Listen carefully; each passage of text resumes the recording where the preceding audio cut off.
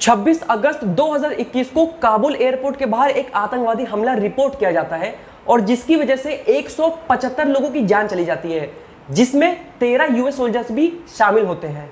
पूरी दुनिया में इस आतंकवादी हमले को क्रिटिसाइज किया जाता है और पेंटागन के स्पोक्स पर्सन जिनका नाम जॉन किर्बी है, उन्होंने अपने स्टेटमेंट में कहा कि जरूरी नहीं है कि यूएस के सिपाहियों पे और अफगानिस्तान के लोगों पर यह पहला आतंकवादी हमला हो, इसके बाद भी आतंकवादी हमले होने के चांसेस हैं।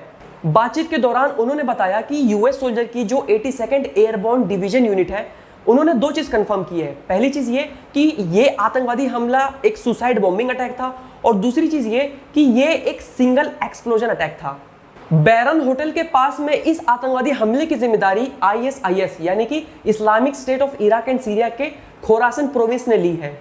इस आतंकवादी हमले के बाद कई लोगों की जान चली गई, कई लोग मारे गए और उसके बाद इटली की एक एनजीओ जिसका नाम इमरजेंसी एनजीओ है, उन्होंने अपने ट्विटर के जरिए ये बताया कि हमने जो बेड की कैपेसिटीज है जो कि 100 से 115 कर दी है ताकि इमरजेंसी जैसी सिचुएशंस में काम आ सके। नेटो के सेक्रेटरी जनरल जिनका नाम जेंस स्टोल्टेनबर्ग है, उन्होंने कतार को थैंक यू कहते हुए कहा कि कतार ने एक बहुत ही अहम रोल निभाया है अफगानिस्तान के रेफ्यूजीज को बचाने में और इवैक्यूएशन के प्रोसेस को कंटिन्यू करने में। जरा सोच कर देखिए कि अफगानिस्तान का माहौल कैसा होगा जहां पर वहां की सरकार को वहां के लोग पसंद नहीं कर रहे हैं। दूसरी तरफ देखा जाए तो यूएस के ट्रूप्स लगातार इवैक्यूएशन करने में लगे हुए हैं ताकि अफगानिस्तान के लोगों को बचाया जा सके। और होता क्या है कि कुछ घंटों के अंदर अंदर एक आतंकवादी हमला होता है जिसकी वजह से कई लोगों की जान चली जाती है। तो वहां का माहौल कैसा होगा? तालिबान से ISIS का क्या पर्सनल कन्फ्लिक्ट है ये अभी भी क्लियर नहीं है। हालांकि तालिबान ने इस अटैक के बाद रिस्पांस में क्या किया है कि एयरपोर्ट के बाहर हैवी गार्डेड व्हीकल्स को इंस्टॉल कर दिया है और एयरपोर्ट से जुड़ी हुई जितनी भी सड़कें हैं उनको ब्लॉक कर दिया है ताकि आतंकवादी हमला ना हो। काबुल टेररिस्ट अटैक के रिस्पांस में यूएस प्रेसिडेंट जो बाइडेन ने अपने स्टेटमेंट में कहा कि we will not forgive, we will not forget, we will hunt you down and make you pay. We will not forgive. We will not forget. We will hunt you down and make you pay. इस statement के सामने आने के बाद 48 घंटों के अंदर अंदर यूएस ने एक ऑपरेशन लॉन्च किया, ड्रोन अटैक, कहां पे?